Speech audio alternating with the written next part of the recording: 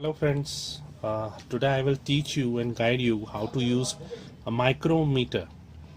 Today in front of me I am having a micrometer make Sigma. The Sigma and the model number is 53C.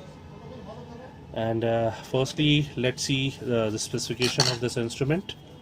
The specification is 3.5 digit instrument and its range starts from 1 micro ohm to 20 kilo ohm. Its accuracy is 0.5%. So I will show you and guide you step by step how to use this instrument for measuring a transformer, for measuring a simple resistance of a wire, and to check also that is this instrument is working fine or not. Because today I'll be having a standard resistance box which is also provided by Sigma. Thank you. Firstly, I will confirm you and demonstrate you how to use this instrument on a standard resistance box. Well, these are the normal testing pro provided by the Sigma people to check your samples and for different applications. It isn't having a crocodile clip on it, okay, but I won't be using this for now. I will be using I've made my lead set will be having both the ends will be the same one, and will be using onto the standard resistance box. Well, this is a standard resistance box they have provided to me. It will be having all the 7 ranges on it. Let's see, this is 1000 micro ohm, this is 10 milliohm, 100 milliohm, 1 ohm. Then they have provided a common port on it, and it will be having 10 ohm, 100 ohm and 1 kilo ohm. So let's start with it. Firstly, I will be inserting the pole lead sets on the instruments. 2 are the black leads and 2 are the red leads. So I will be putting all the red leads onto the red ports and on the black one on the black ports. Okay. Now I will be putting it onto it, and I will be using the last range. It's 1 kilo ohm. It is showing 1000 ohm, which is 1 kilo ohm only.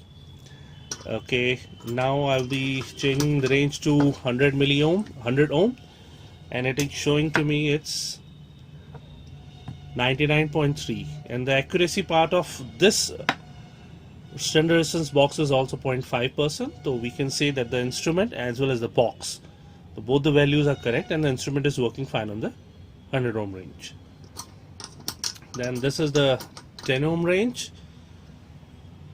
I'll be shifting it, the switch onto it. It's showing 10.03.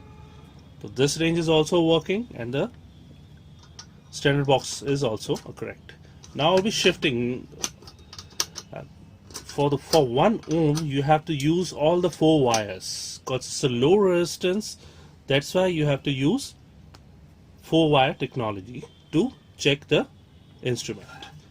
See, now it is showing it's 1000 milli ohm. It's 1 ohm means 1000 milli ohm.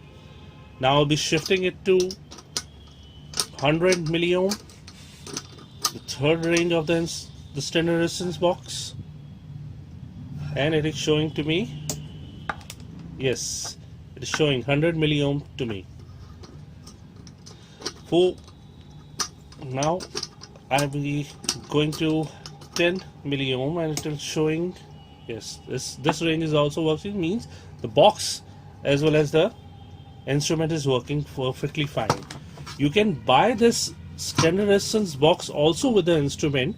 Sigma people is having both the standard boxes as well as the instrument with them, so you can also check and cross verify your product, your micro ohm meter, is it working fine in all the ranges or not. So it's better, I should also recommend this thing, that you should go for it. You should buy standard resistance box. It will be good for you that in the production part you can firstly check the instrument of yours is working or not. If it is working fine in every range, means your instrument is correct, and then you can use into your production and application part. So now I will be guiding you to how to measure resistance of an unknown resistance of a wire. See, you have to use this wire. I also don't know the resistance of this wire, so you have to use you can use this process to measure the resistance of any cable of any length, of transformer, of any coil also. So now I have made a connection, and the lead shades are provided by the Sigma only. See, I have put two black leads on the one end and to the red leads on to another end. So this you have to do the connection like this only, means let's see, use the camera, get it correctly. Okay, see, one point, and onto the some distance you have to connect to another point. You don't have to short. I will confirm you that what goes wrong in shorting both the leads also. So now made the connections, and you have to make the connections firmly, otherwise you can see the fluctuation on the meters also. So on the meter it is showing 1, means the range, the results of the sample is greater than 1000 micro ohm. We'll be increasing the range. It is showing more, is showing 1 again, means it is more than 20 milli ohm. So we'll be increasing the range again. Okay, now the results are coming. Yeah, okay, it's 40.8. The result of this wire is 40.8. So this is a process by which you can measure the resistance of any wire, of any cable, any coil, or anything.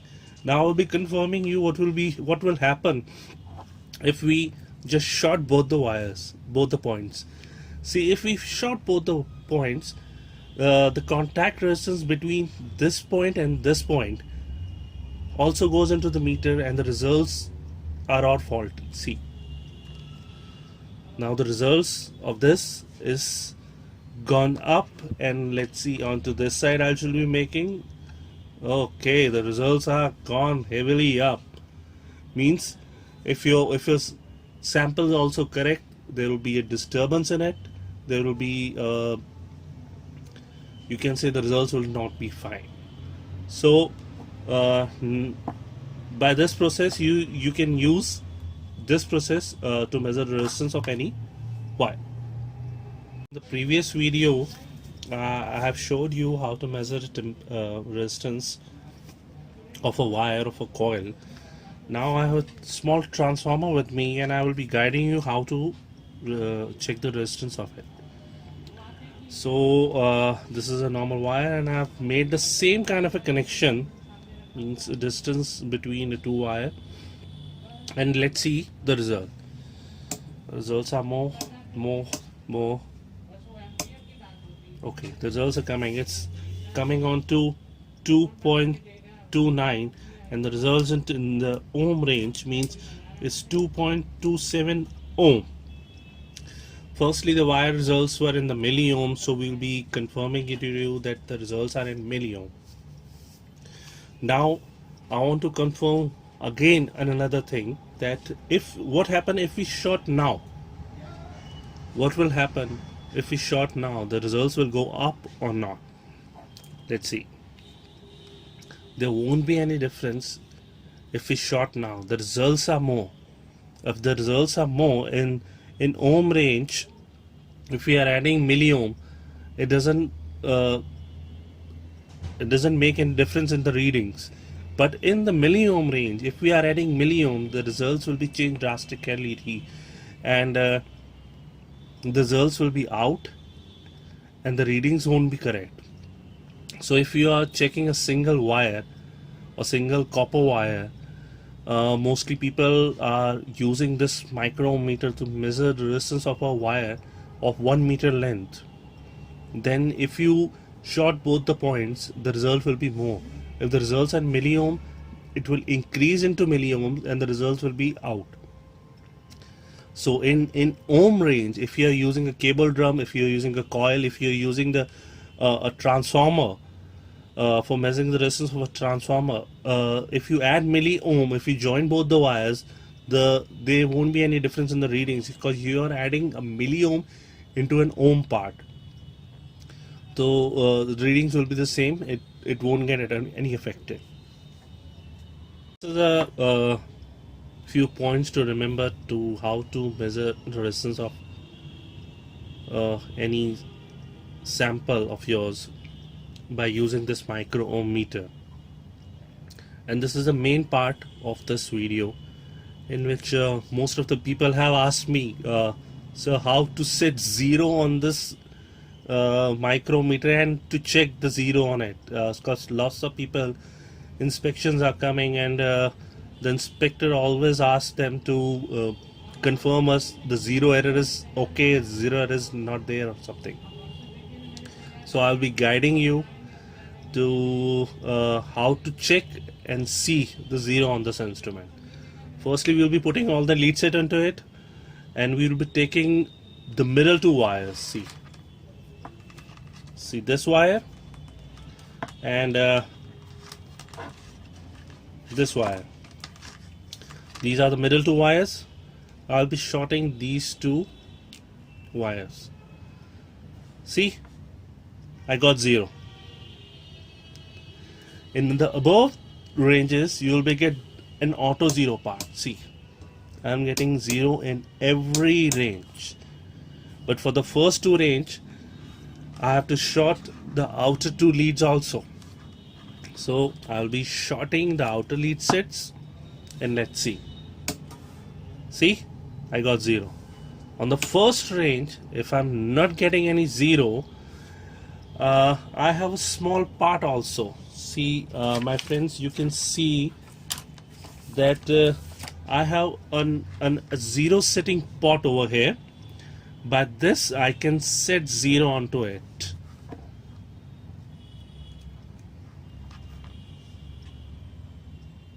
By this, using this, I can set zero on the instrument, and some of the time the zero is not happening. Means after this, you have to short all the four wires. This is a Kelvin process. We have to short all the four wires, and then we can set the zero with the help of a small screwdriver.